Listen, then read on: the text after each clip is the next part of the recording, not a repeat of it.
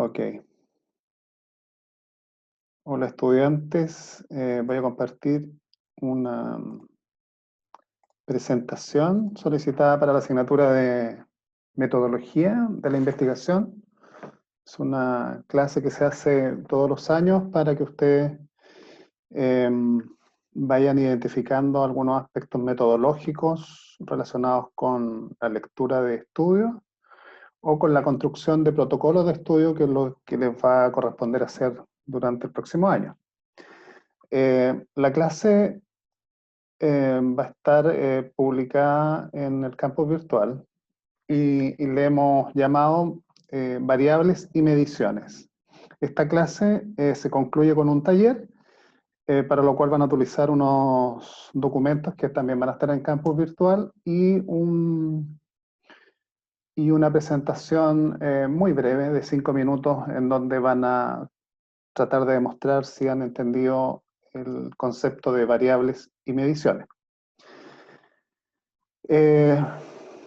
Muy bien. Entonces, partamos. Bueno, algunos me conocen, si no, ahí está mi nombre y mi correo electrónico para responder consultas si lo necesitan. El objetivo entonces de esta presentación es reconocer la importancia de la medición, ver las principales categorías que están involucradas en las variables de investigación, la importancia de poder operacionalizarlas y, relacionado con lo que les comentaba del taller, ver si pueden poner en práctica los conceptos que aquí van a lograr entender. En primer lugar, hay algunos elementos previos que debemos reconocer, porque ¿en qué contexto nos encontramos? Ya dijimos que esto tiene que ver con la metodología de la investigación y por qué es importante medir. Básicamente aquí la importancia de medir, en otras palabras también podemos decir de tipificar, etiquetar, clasificar también un fenómeno. En realidad lo que nosotros hacemos en la investigación es estudiar fenómenos, y esos fenómenos tienen que ser medidos, ¿cierto? Ahora, las mediciones en general son más que nada observaciones, ¿ya? Observaciones directas de su propio ojo o a través de instrumentos, ¿ya? Que nos permitan poder describir los fenómenos que luego puedan ser analizados desde el punto de vista estadístico. Y ahí la importancia entonces, la correlación entre la metodología de la investigación y la estadística, porque todos estos datos que se recogen a través de las mediciones deben ser analizados, sintetizados, y para eso utilizamos la estadística. Por otro lado, también la medición, como profesionales de la salud en formación, ustedes entenderán la importancia de poder medir los fenómenos de salud a los cuales nos vemos enfrentados. Por ahí entonces va la importancia para el quehacer clínico. Por lo tanto, consideramos que la medición son un elemento esencial de la investigación, si se llama de carácter científico, ¿cierto? Tanto en las ciencias naturales, sociales o médicas, o de salud, si ustedes quieren, ¿ya? Es un elemento esencial. Por un lado, la medición puede ser relativamente fácil a nivel de un laboratorio, en donde tenemos todos los elementos controlados, ¿cierto? Donde podemos identificar claramente el fenómeno que queremos estudiar, pero también existen mediciones que no tienen instrumentos más exactos, más objetivos. Y aquí entonces las mediciones se convierten y llevan a tener un sesgo de carácter subjetivo, ¿cierto? Tanto en la primera como en la segunda existen posibilidades de error, que luego podemos profundizar un poco más, ¿ya? No porque un instrumento esté calibrado exacto, no va a carecer de error. Siempre hay un margen de error, puede ser del que está evaluando o un problema en la validez del instrumento, ¿ya? Que está midiendo algo que no corresponde. O los sujetos evalúan aspectos que son distintos. Por ejemplo, un evaluador 1 comparado con un evaluador 2 pueden obtener resultados distintos. Ahí hay un problema también de confiabilidad del instrumento y que nos conduce a error. Más aún los errores que están determinados por el criterio subjetivo, ¿cierto? Como en la investigación cualitativa. La medición utiliza claramente nuestros sentidos para percibir cómo se comportan los fenómenos, ¿cierto? Eso está dicho ya. Y permite determinar ciertas características que hacen distinto a un sujeto de otro, y que hacen también distinto a un mismo sujeto en diferentes momentos, o en diferentes condiciones, ¿ya? En algunos casos nosotros podemos identificar a través de nuestros sentidos, a través de instrumentos, ¿cierto? Situaciones que son uniformes. Y ahí un ejemplo claro entonces es la gravedad, ¿cierto? La aceleración que determina la gravedad de la Tierra. Y esa es una variable que en realidad no es variable, es una constante, ¿ya? Y nos podemos encontrar entonces con situaciones o fenómenos en las cuales el valor de nuestra medición no varíe. Y en ese caso se convierte en una constante. Sin embargo, muchas de las características que nosotros medimos varían, como ya mencionamos, eh, entre un conjunto de elementos, ¿cierto? O incluso, como ya mencioné, en un mismo elemento, en un mismo sujeto. Nosotros estamos propiciando aquí la investigación epidemiológica, ¿cierto? Que analiza el comportamiento de los fenómenos de salud en la población, en los individuos, ¿ya? Por lo tanto, ese es nuestro objeto de estudio, los individuos, ¿cierto? Y en ese sentido, estos pueden variar su comportamiento entre uno y otro, o entre el mismo sujeto. ¿Qué instrumentos se pueden utilizar? ¿Cierto? Aquí ustedes pueden utilizar instrumentos que ya están construidos por otros investigadores, ¿cierto? O diseñar y construir su propio instrumento. Esto dice relación básicamente con fenómenos nuevos, ¿cierto? En donde no ha sido diseñado el instrumento para poder evaluar tal fenómeno, ¿ya? O bien porque el instrumento que ya existe tiene muchos problemas de validez, de confiabilidad, ¿ya? Y es necesario tener un instrumento de mejor calidad, ¿ya? Siempre uno trata de tender a buscar la precisión, ¿cierto? Que sea lo más objetivo posible. Dentro de los instrumentos, a ustedes se les viene a la mente, por ejemplo, un termómetro, puede ser un aparato de toma de presión, pero también los instrumentos son los cuestionarios, son instrumentos que miden a través de un checklist, a través de un test de evaluación en el rendimiento académico. Es un instrumento que mide el conocimiento que tienen frente a una temática determinada y que me arroja un indicador, que es la nota, ¿cierto? Entonces, ¿qué ejemplos tenemos para esto? Ya habíamos adelantado, tenemos por ejemplo lo más tradicional que conocen ustedes, las balanzas, los termómetros, el examen físico, ya también nos arroja una inspección, ¿cierto?, de una condición de salud, por ejemplo, de una fractura, nos permite ver deformidad, ¿cierto?, no, tumefacción, aumento de volumen. Esos son hallazgos y son datos que se convierten en variables, porque no todos se comportan de la misma forma en los sujetos, ¿cierto?, ni la misma inspección, ¿cierto?, que sería la medición, es igual en el momento 1 a un momento de mayor evolución de la condición. Están los test diagnósticos, ¿cierto? El famoso PCR actualmente para la detección del COVID, u otro tipo de diagnóstico a través de hemograma, o qué sé yo, cualquiera que incluya y que nos permita hacer un diagnóstico de carácter médico. Los cuestionarios, como ya habíamos dicho, y también las escalas, ¿ya? Lo importante para cualquier medición son dos elementos, ¿ya? O atributos, si quieren decirlo. Y siempre estos son elementos que se les van a cobrar en el momento que ustedes elijan eh, los instrumentos para medir los fenómenos de salud, o cuando ustedes lean un artículo científico, querrán estar seguros de lo que se midió fue de manera válida y de manera confiable. En el primer concepto, con respecto a la validez, si básicamente el instrumento de medición mide lo que en realidad trata de medir. O sea, si yo utilizo un termómetro para medir la presión arterial, claramente hay un problema de validez. O si el termómetro está calibrado con una escala de medida distinta a los grados, ¿cierto? Probablemente voy a tener un problema de lectura del instrumento y ahí también tengo problemas de validez. ¿Mm?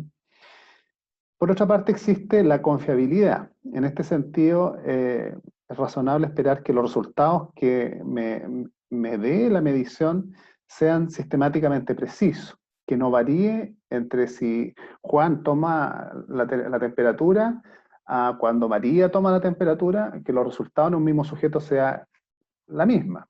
Si hay variaciones, quiere decir que hay un problema de confiabilidad, que se convierte en un error sistemático en el instrumento de medición.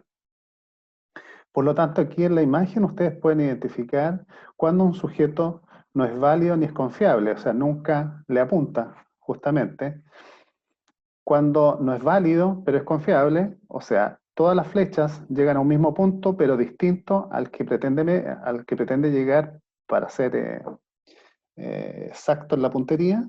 Y cuando cumple ambas cosas, ¿ya? Que es válido porque es preciso, coincide con lo que quiere medir, pero además todos los lanzadores de la flecha llegan al mismo punto. Entonces también es confiable.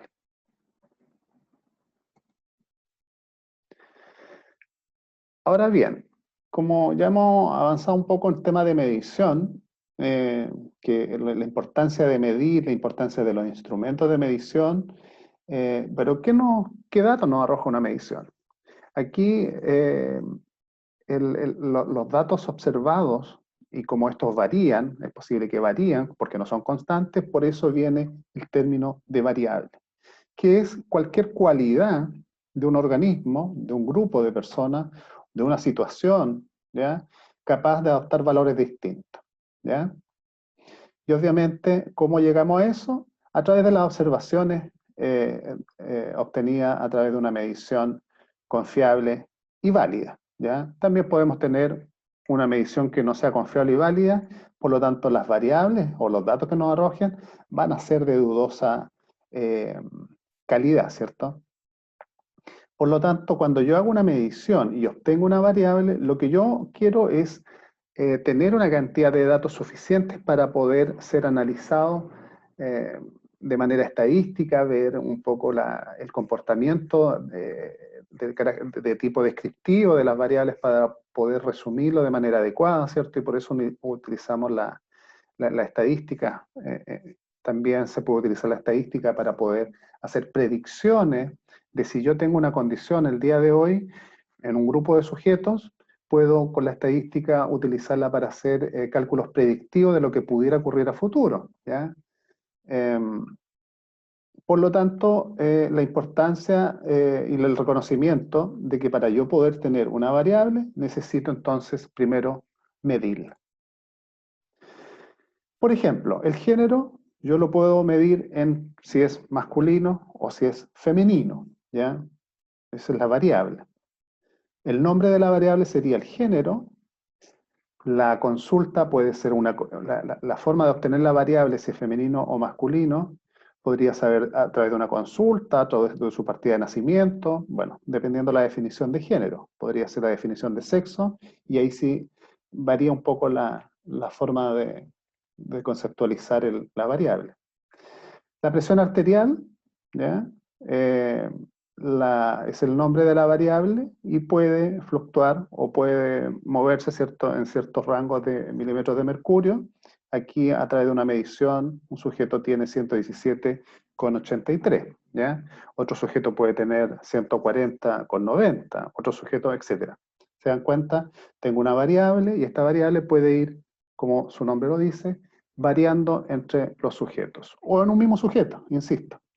Un mismo sujeto también puede variar su presión en la mañana, en la tarde, bajo los efectos de un fármaco, o sin los efectos de él, o antes de un ejercicio, después de un ejercicio. La intensidad del dolor también es otra variable, y aquí se ejemplifica con un EVA 4, ¿cierto? Que es una escala que va del 0 al 10, ¿cierto? Y aquí se ha medido con una escala con valor 4, ¿ya? Lo importante de esto es que, si se dan cuenta, la variable no solamente es importante su nombre, sino la conceptualización que hay detrás de la variable. Género, ¿ya? Tenemos que entender qué entendemos por género, ¿ya? No es lo mismo que sexo. Presión arterial, ¿ya? Hay que conceptualizarla, entender bien qué estamos tratando de medir con la presión arterial. ¿Qué significa eso? Al igual que la intensidad del dolor.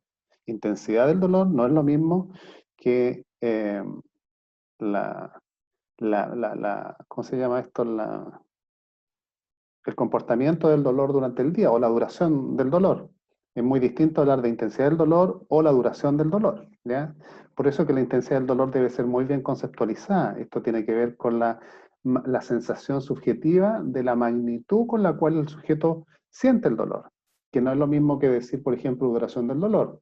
¿Cuánto dura el dolor durante un día? ¿Dura un par de minutos, una hora, etcétera? Por eso la variable debe ser muy bien conceptualizada para poder después interpretarla correctamente.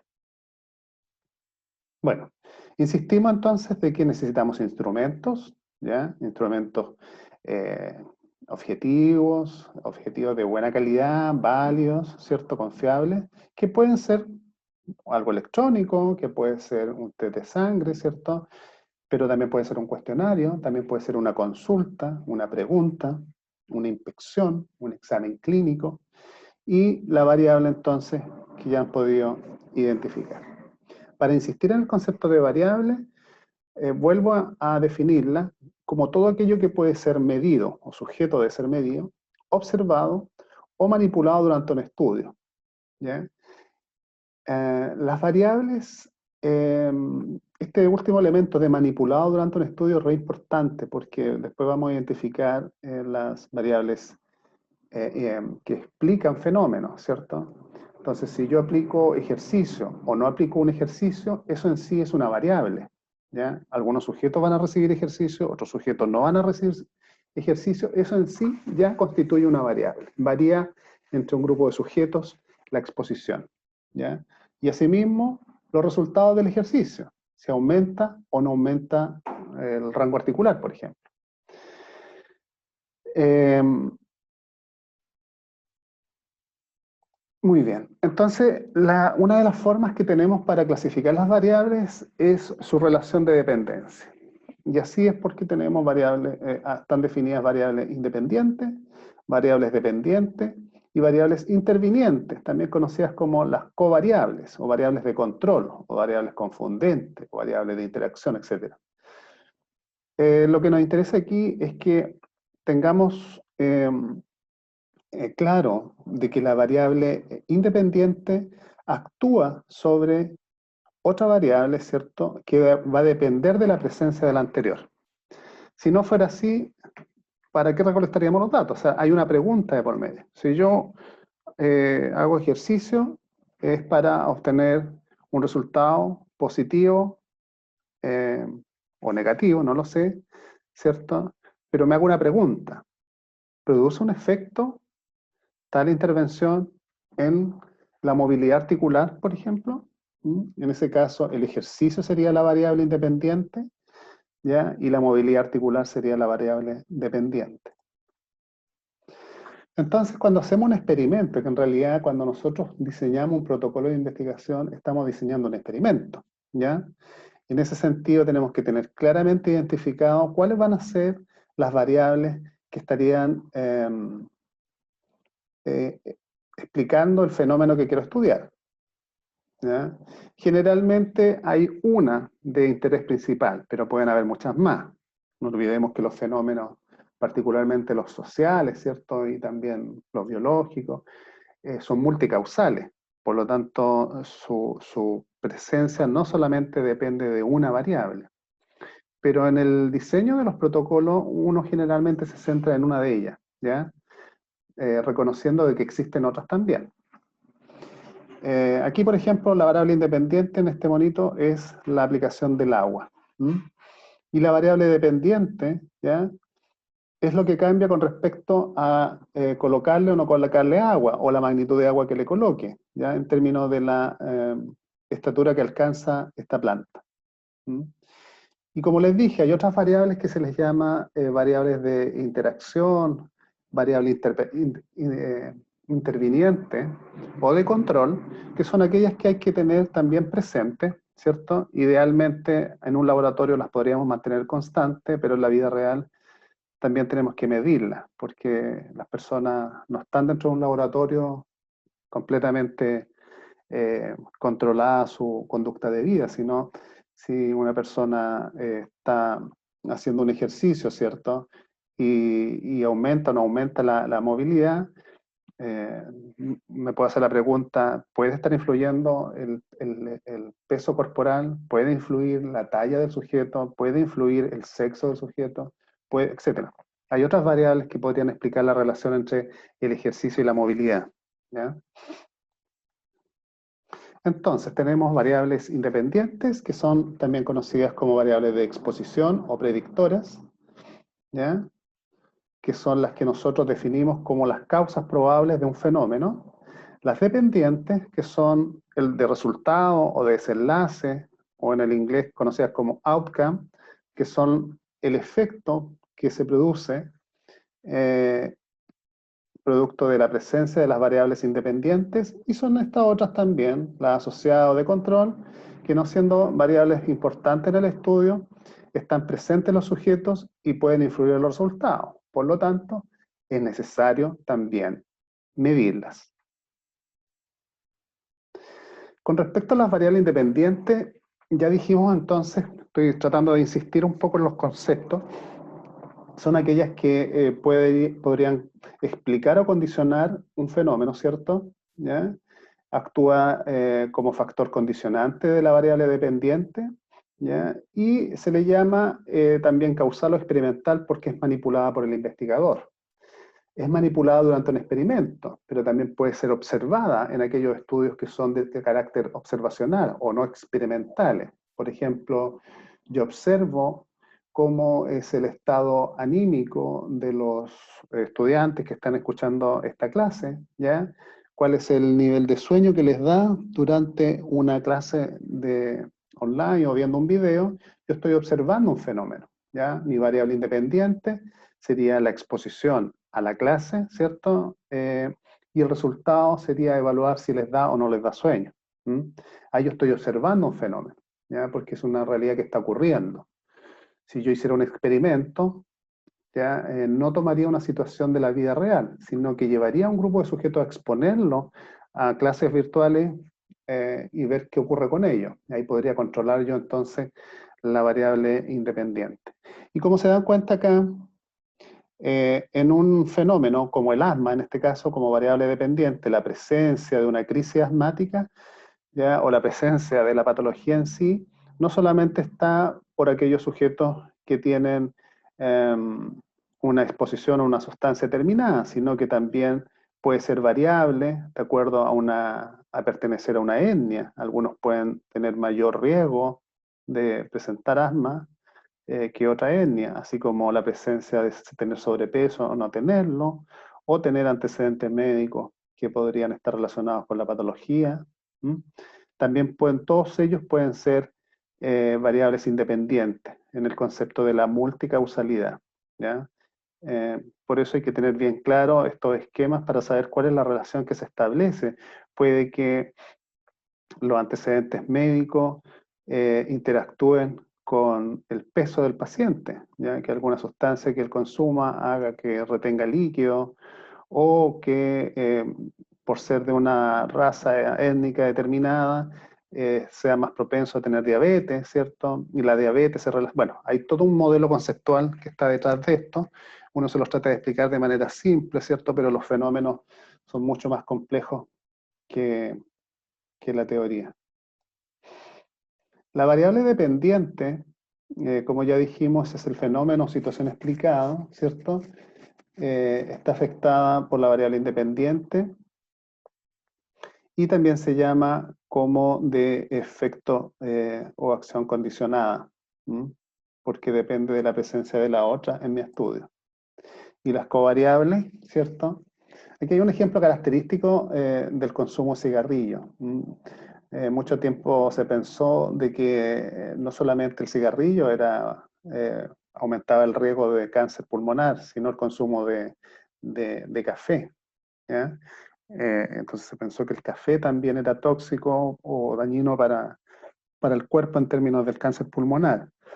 Pero aquí había un tema que un estudio lo comprobó, que en realidad los sujetos que consumían café, esto inducía al mayor consumo de cigarrillos. Por lo tanto, esta vinculación entre el café y el cigarrillo era un promotor del cáncer pulmonar, pero no el café de manera directa, sino de manera indirecta a través del aumento del consumo de cigarrillos.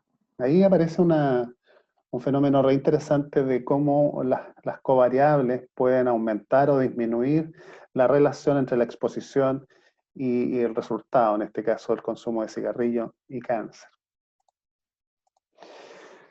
Muy bien, ahora entramos a los tipos de variables, porque las variables es necesario en los protocolos de investigación y cuando ustedes estudian o leen manuscritos, saber qué tipo de variables son, porque ello determina el tipo de análisis estadístico que se le hizo y la interpretación de las mismas, ¿ya?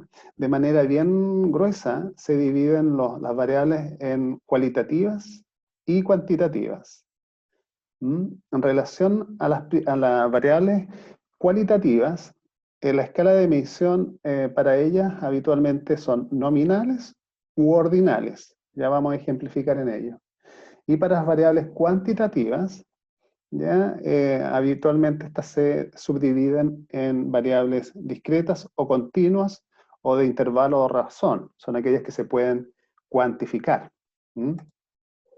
Con respecto a las primeras, las variables cualitativas, estas representan fenómenos que no son medibles con instrumentos o de manera numérica, sino que a través de categorías. Podemos tener una variable cualitativa dicotómica, por ejemplo, responder, ¿le gusta el café? ¿Sí o no?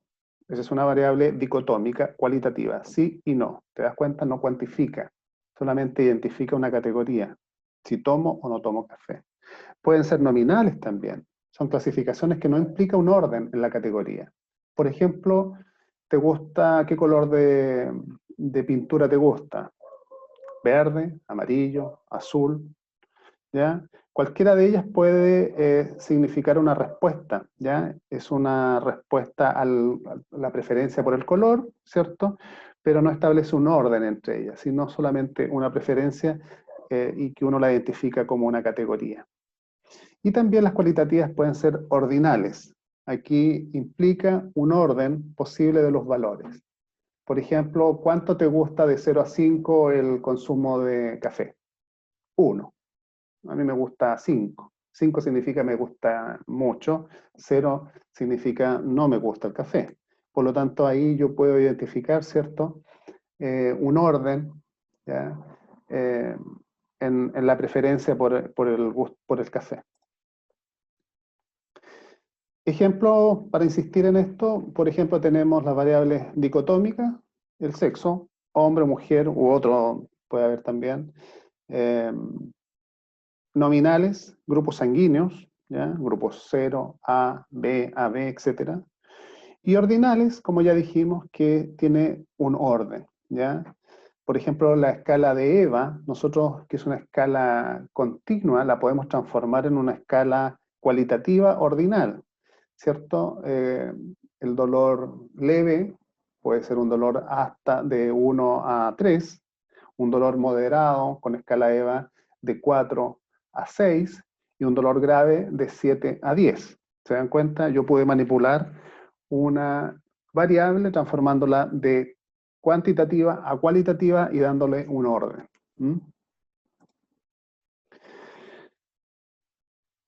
Sí, bueno, insistir acá en que las variables nominales pueden ser también dicotómicas, como dije, sí o no, o pueden ser politómicas, son las categóricas en realidad. La mina está de más aquí. Estado civil, soltero, casado, viudo, te fijas, no hay un orden, pero sí una categoría que identifica cuál es el estado civil del sujeto. Y las ordinales, para insistir en esto, te da un orden, pero no implica grado de distancia igual entre ellas. por eso que no es cuantitativa, ¿ya? Se utiliza para clasificar sujetos, hechos, fenómenos en orden jerárquico, excelente, bueno, malo, primaria, secundaria, superior. Por ejemplo, la variable acá sería, eh, no sé, la asignatura metodología de la investigación finalmente resultó excelente, buena o mala, ¿cierto? O el nivel educacional, que sería el nombre de la variable, ¿cuánto nivel educacional tiene usted? Primaria completa, secundaria completa, superior incompleta, por ejemplo. Podría ser una categoría ordinal. Ahora, con respecto a las variables cuantitativas, tenemos de dos tipos: las variables continuas y las discretas, ¿ya? Estos son jueguitos de palabras, pero el concepto me interesa que lo maneje. Ambas tipos de variables se pueden contar, ¿ya? En la primera, el valor de la variable puede estar dentro de una escala continua. Por ejemplo, la presión arterial. Tú puedes tener una presión arterial y puedes identificar incluso en milímetros de mercurio, ¿ya? Una ubicación exacta del valor de la variable. Con respecto a las variables discretas, estas son continuas también, ¿cierto? Pero solo pueden poseer un número de valores enteros. O sea, por ejemplo, yo interpretaría de que la escala EVA de 0 a 10 es una variable discreta. 0, 1, 2, 3, 4, hasta 10.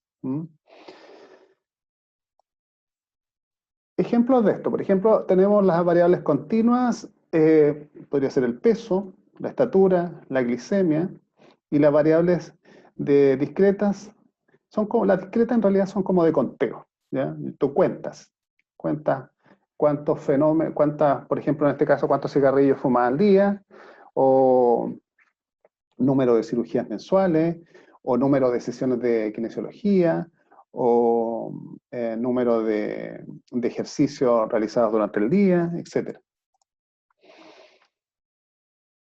Entonces, estas últimas, las variables continuas, podemos también entenderlas bajo esta lógica, que son las variables de intervalo, las variables de razón, ¿ya? En la variable de intervalo, tenemos las variables que son numéricas, ¿cierto? Se pueden presentar en grado y magnitudes, ¿cierto? Y estas variables pueden clasificarse y ordenarse indicando los grados de distancia que existen entre ellas. Por ejemplo, la temperatura o el coeficiente intelectual. O sea, tener temperatura 36 grados, ¿cierto? Yo entiendo de que 36 grados es una temperatura corporal superior a 35 grados, ¿cierto? Y tiene un significado eso, ¿ya? Lo mismo con el coeficiente intelectual. Por su parte, las variables de razón poseen el cero absoluto, la distancia entre los puntos siempre son iguales, ¿ya? Y además de tener las características de las variables descritas anteriormente. Ejemplo de esto está la edad, el peso, la talla. Finalmente, esta tabla, lo que les quiero mostrar acá es cómo conectamos las variables, ¿ya? Con la estadística. Para eso necesitamos lo que se conoce como operacionalizar las variables. Entonces, por un lado tenemos la conceptualización de la variable, una definición clara, ya de lo que yo quiero medir o de lo que está ocurriendo, el fenómeno. Busco el instrumento, la forma de medirlo, ¿ya?